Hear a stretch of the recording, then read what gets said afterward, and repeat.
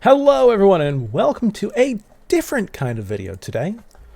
Today, instead of a gaming kind of let's play, update, screw around kind of thing, I want to talk about an experience I had this morning where I got to go out. I was in New York City and I got to play Metal Gear Solid Delta Snake Eater early. It's about exactly a month early, I believe. I believe it comes out August 26th, if I'm not mistaken. I'll have to double check that.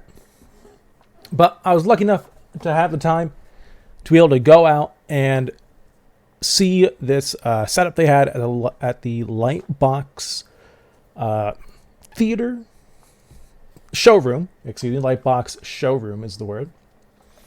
And it was really neat. We got in line. They came over to us. They gave us these little pamphlets that's like, hey, you will only be able to pre-order this merch here within like 1,000 feet of the Lightbox showroom.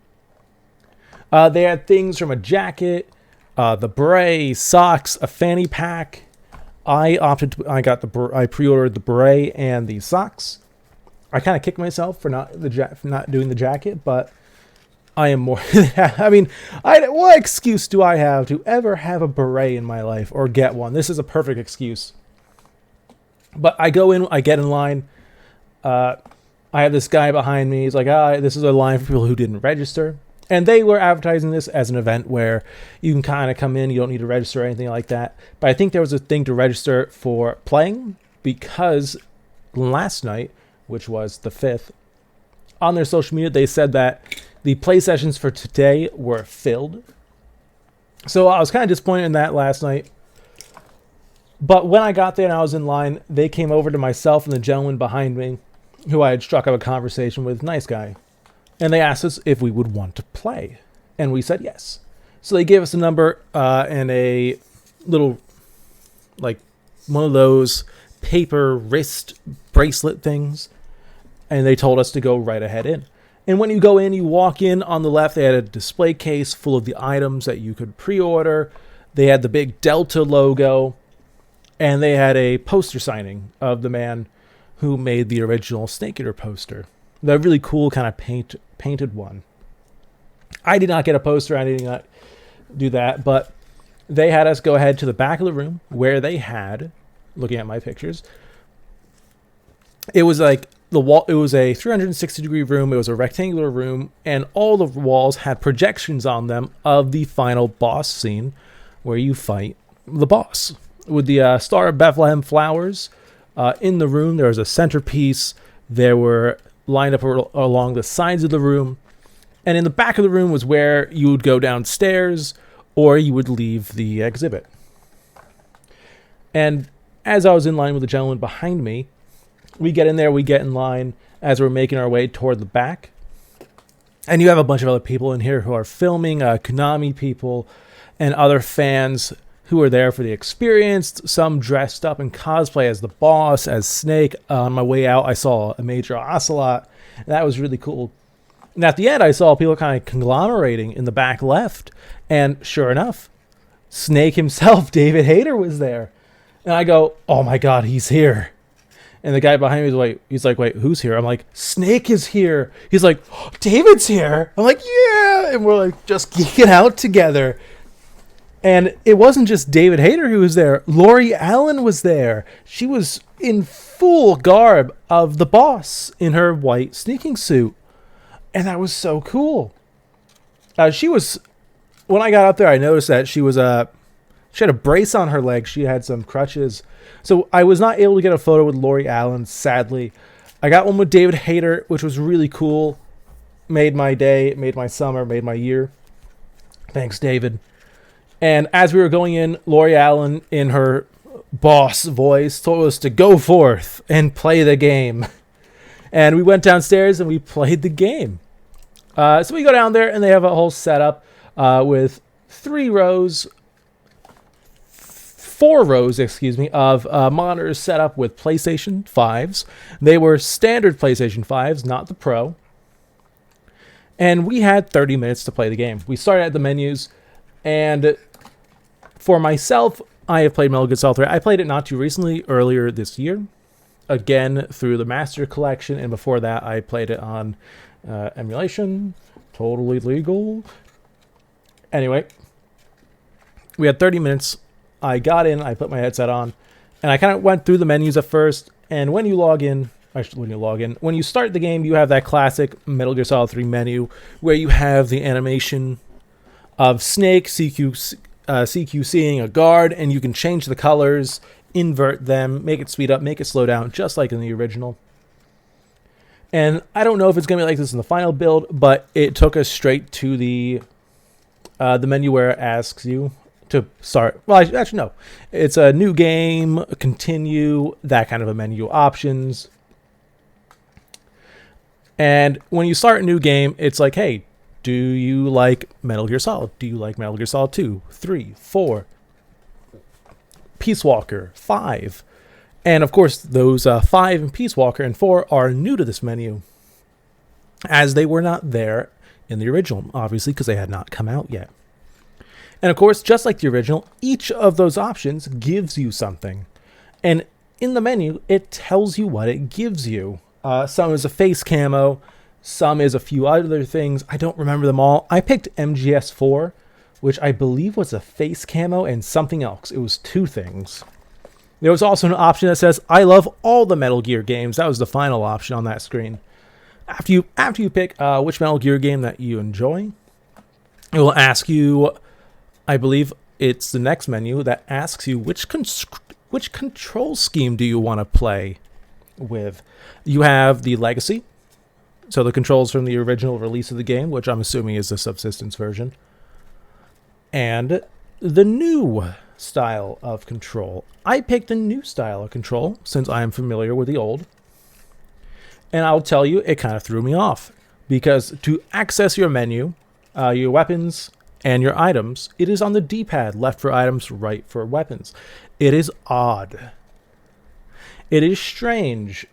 If you are someone who has played the Metal Gear games recently, or if you just have them burned into your memory. It was very strange. But they work well enough. And the trigger buttons, R1, L1, R2, L2, they kind of get replaced with other things like first person, aiming. L1, I believe, was a slow down button. I don't know how to properly word this, but if Snake is walking, instead of his normal walking pace, he'll kind of go slower, kind of like a stealth walk.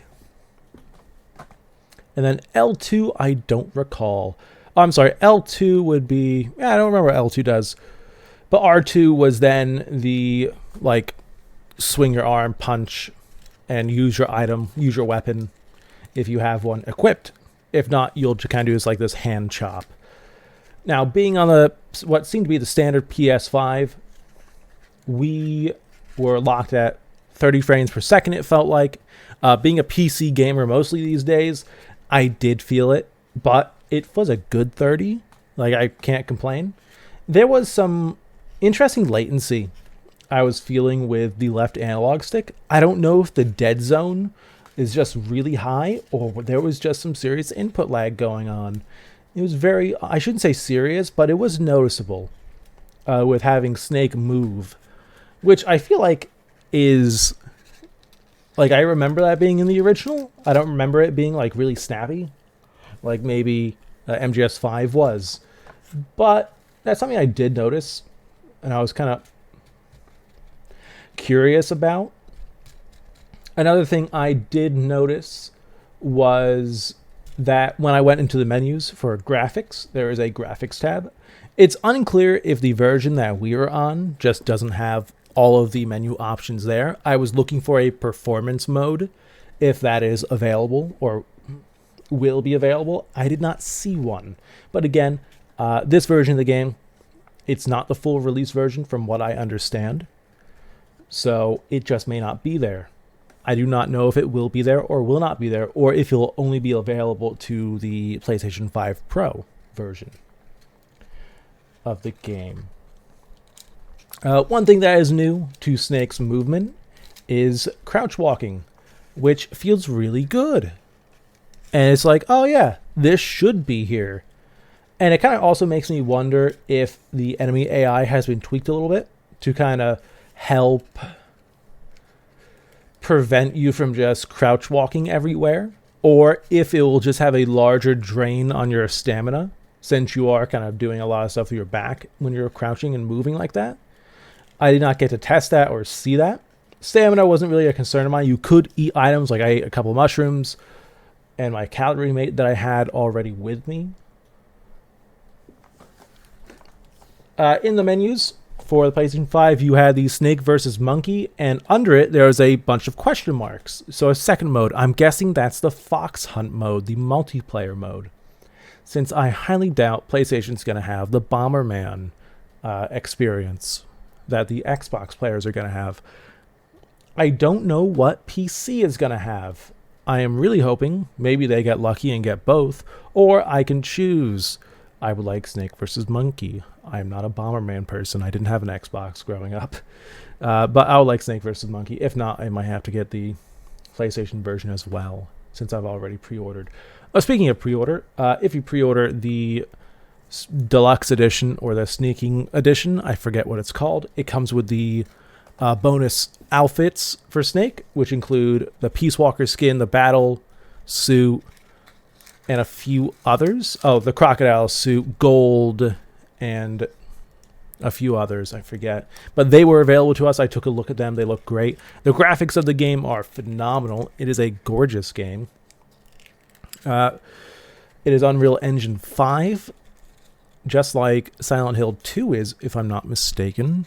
And I did notice, like Silent Hill 2, there was a few drop frames here or there. Definitely not to the extent that people seem to be having issues with Silent Hill 2 at launch. So I do not think there will be a lot of stutters like Silent Hill 2 had, especially since the areas in Metal Gear Solid 3 that you're going to be operating in are not that big. And yes, it is the same thing, right? You go through the different areas, you load into your different zones. It is not seamless. Some people ask for that, but they decide to go for a 1-for-1. Speaking of 1-for-1, all the lines, I did not notice any new lines, and I'll be honest with you, I was skipping some cutscenes because I wanted to get to gameplay with my playtime. The only cutscene I did not skip was the first meeting of Snake and Ocelot after you get Sokolov. And there seems to be some little flourishes that were added. I might be mistaken because it has been a minute.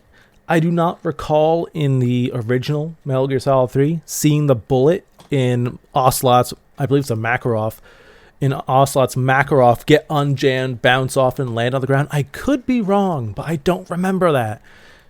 But there do seem to be some little flourishes that have been added, kind of like the little flourishes and animations that were added in the Modern Warfare and Modern Warfare 2 campaign remasters. Little flourishes, the animations, little extra things, but nothing that changes the scene that you're watching.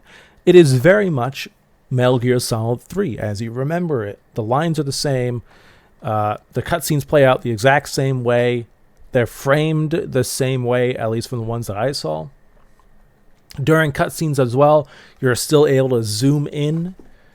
And I did not try watching them in first person from Snake's perspective. That is something that I forgot to do. But really quickly, just running through, there were a few things on the visual side that I saw kind of like weird flickering on textures. Again, I think that's a PS5 version. I don't think that'll be a PC thing. And if there's a performance mode, that might be there or not there. Oh, speaking of crouch walking as well, one thing I was curious about, if they have done anything to enemy AI in terms of their vision cones, how they react, if they're more alert in the normal mode to kind of help combat your new moveset, your new, more fluid moveset. And I could not tell. Part of me, I did see people around me getting caught. I don't know if that means the AI was beefed up a little bit or they were just bad. But it's something I'm going to kind of play around with when it comes out on the 26th, or I think the 23rd, since I pre-ordered. I think I get early access by a few days. I have to double check that. But really quickly going through my notes here. Graphically, right, you can watch the leaves and stuff fall off of Snake. He gets it on him as he does his big running jump roll onto the ground. You can watch them shake off of him. It's very natural. It's very cool. All of the models look great. In the menus as well for display, when I was looking for the performance mode, there are a number of options for filters. There is the legacy filter to kind of make it look visually a bit more like Snake Eater, the original. And there's things like I saw action. I think Sepia was in there. I didn't really play around with those at all because I'm not interested in seeing that. But overall, my impressions of this console version was pretty darn good. It's Snake Eater, and it felt good. It looks phenomenal. End of the day, and this is kind of skewing off of just my experience here, we've been getting a lot of great remasters. Remasters and reimaginings with like the Resident Evil 2 and Remake and 3. Of course, I think those are the standouts of the largest and highest profile ones that have come out in recent years, and they've done a great job.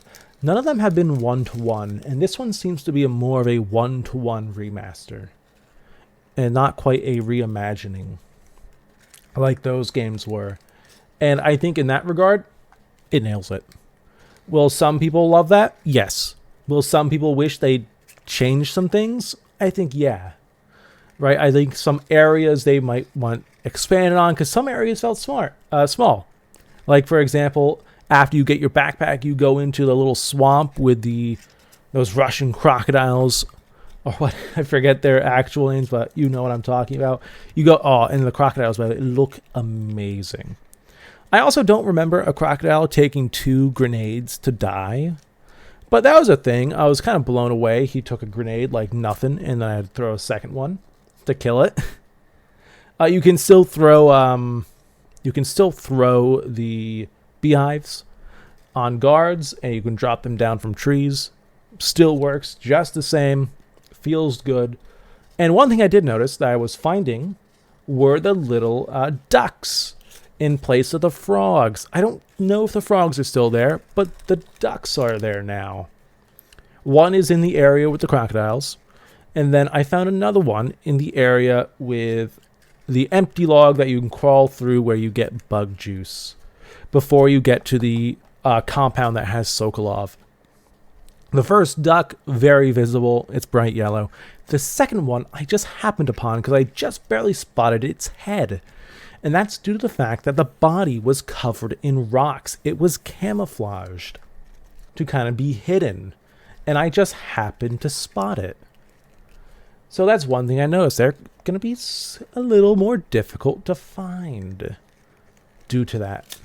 I don't know how many there are. I'll assume there's like 64 of them or so in the original, the frogs. I'm going to assume there's that many of the ducks. But yeah, overall, for the console experience I had, 2 thumbs up. Very good. If there are any questions you have, feel free to ask. I'm more than happy to answer any questions in the comments. Until then, better not cry, better not pout until I get another goddamn video out. My name's MD. Thank you all. Have a good night.